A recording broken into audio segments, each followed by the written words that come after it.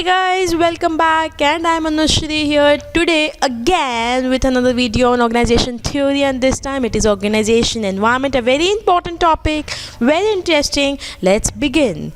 So what is organization environment? We all know that no organization exists in vacuum. That means organization is an open system. Let us understand what is open system and closed system. See, closed systems are systems where you will find input, processing and output, but this system is relatively closed. That means it do not interact with the environment. It does not exchange information, exchange goods with the environment.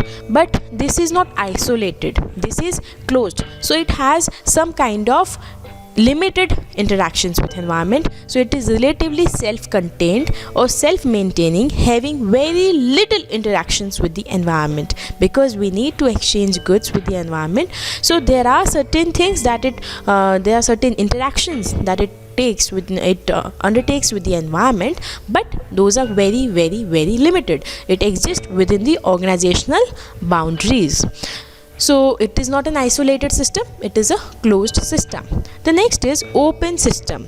Open systems are systems which are completely open. There is complete exchange of information, exchange of goods, complete interactions. So this kind of system is known as open system. It affects the environment as well as it is affected by the environment. Okay, so what we are saying today is that organization is an open system, but not completely open system. Means it is relatively open system. This is a very simple thing. Try to understand. It is relatively open system. Every organization has its own boundaries, its own limits. It works within its own domain, but it interacts with the environment as and when required. It exchanges goods, exchanges information with the environment. So we like to call it is an relatively open system that exchanges information and resources with its environment.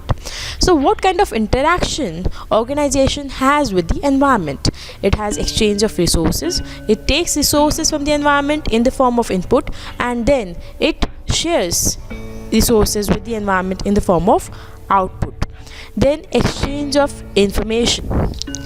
It exchanges information with the environment. It gives information, takes information from the environment. And the next is, here it is not information, it is influence. It is exchange of influence, because the external environment holds considerable power over the organization because of being more global and inclusive, and therefore it actually has command over information and other inputs. In the same way, organization also has some kind of influence over the environment. So these are the organizational interaction with the environment. Now, both internal and external. That means environment is both internal and external. Internal environment includes techniques of production, structure, management philosophy, and human relations, etc.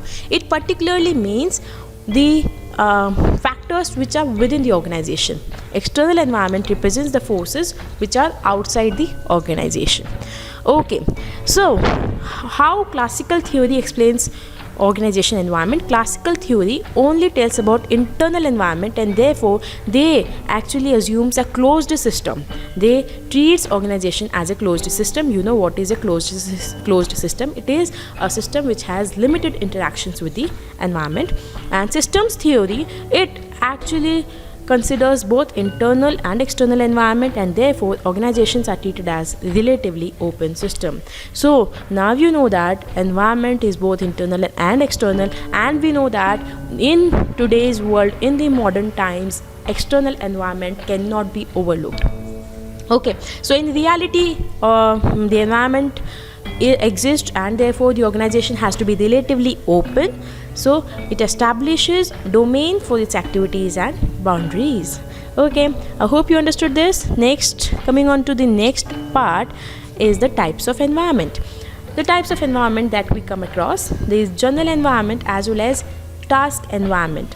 General environment is a remote environment which is general or common to all organizations. It has some indirect action element. It triggers an indirect action in the organization, like socio-culture, what is the society, what society demands, how the culture is, what economic changes comes in the society, any change in the government policies or the depression or a recession in the economy, etc. Technological changes, any new technology introduced, political, legal, any political change, like for example change in the party or anything like that, any new law coming into force, etc. International changes, any international treaty being signed, anything, any agreement on double taxation avoidance or anything like that.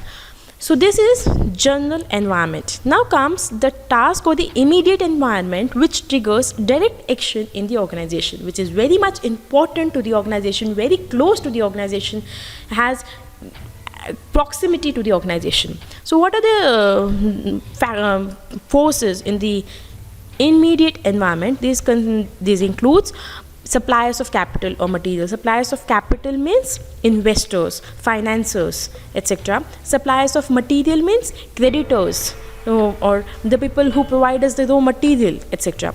Labor organizations, yes, it is very much dependent on the labor organization, because these are the labor organizations that provide labor or the human element to the organization. Customers, obviously customers are the king, and we need to know the preferences, the choices, the taste of the customers in order to provide them the required raw material, finished good. Regulating agencies, like for example any new change by the RBI or other regulating agencies, is with SEBI, etc., which have an immediate impact on the organization. Competitors, business associates and competitors is repeated again, sorry for the mistake. So these are the types of environment: general or the remote environment, or the task or immediate environment. Yes. So we see what is important to us is the existence of turbulent environment. What is a turbulent environment? Is an environment in which there is huge changes and fast changes, and changes which has a major impact on the organization. So how an environment is so turbulent, we have to understand what makes environment very turbulent. So if there are rapid technological changes, the technology is rapidly changing, or the government policies are frequently changing, means like in GST this happened, there was so much change, there was so much chaos in the implementation of this particular law, and so much we can say lack of clarity among the officials, among the chartered accountants, among the implementers, everybody about this law. So this brought about a turbulence in the environment. Political uncertainties, what is going to happen in the society, in the country, like for example when in the emergency period, or if there is some kind of war going to happen. So these kind of things create turbulence in environment. Social changes, any rapid social change that happens, or the change in taste and preference, labor unrest, or increased competition. These are the sources of turbulence in environment. Now how, this is the most important part and the part I love the most. This is about strategies to deal with environment. How are you going to deal with environment? This strategy is known as, we are going to study two types of strategy. One is resource dependence theory and other one is transaction theory. So this one is resource dependence theory. So what it is? In this, every organization attempts to minimize its dependence on other organizations for the supply of scarce resources in its environment, and to find ways of influencing them to make the resources available. This is simply a theory in which we are reducing our dependence on resources. Either we are insulating ourselves from the environment, or we are going to influence the environment. See, this can be done in two parts. This resource dependence theory actually illustrates us two things, like either we can go for insulation of organization from external forces, or gaining control over environment. Let me tell you the difference. See, if the rain is happening, if there is rain or the chances of rain, then if you carry an umbrella with you, you are insulating yourself from the external forces. That means if at all it rains, then also you will be saved from the rain with the help of umbrella. That is insulation of organization from external forces. The next is gaining control over environment. Suppose it is going to rain and you have some very very big contacts, some very big influencing personality you are. So you establish a phone call with Lord Indra and you persuade them not to shower rain on earth. And in this way you gain control over environment and you stop the rain to happen. Okay, so these are two ways of actually dealing with environment. So let's understand this insulation part first. In this, environment forces are not allowed to penetrate freely into the organization, which affects its operation. Like for example, we have an ozone layer over the earth which do not allow the UV rays to penetrate inside, and the operations inside earth can happen easily. So let us understand how we can insulate ourselves from the external forces.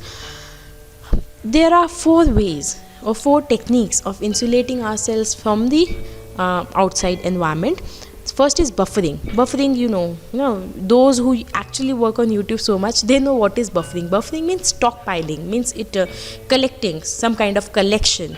When you start a video, then you keep the video buffering and then you play it so that it can play flawlessly. So buffering is simply stockpiling.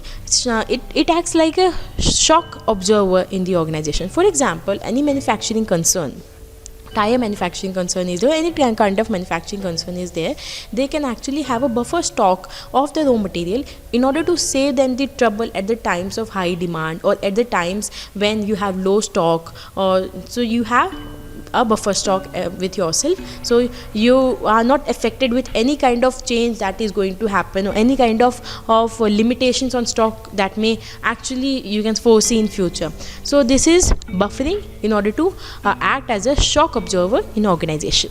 The next one is smoothing or leveling.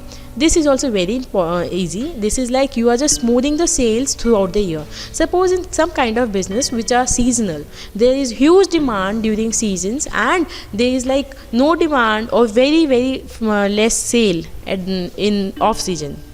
So they can actually smoothen their sales by providing price discounts, sale offers during the off season period and charge premium rates at the time of season. For example, geysers are sold at low price during summers when they are not in demand. In the same way, coolers, and in the same way in hill stations they also try to smoothen their sale.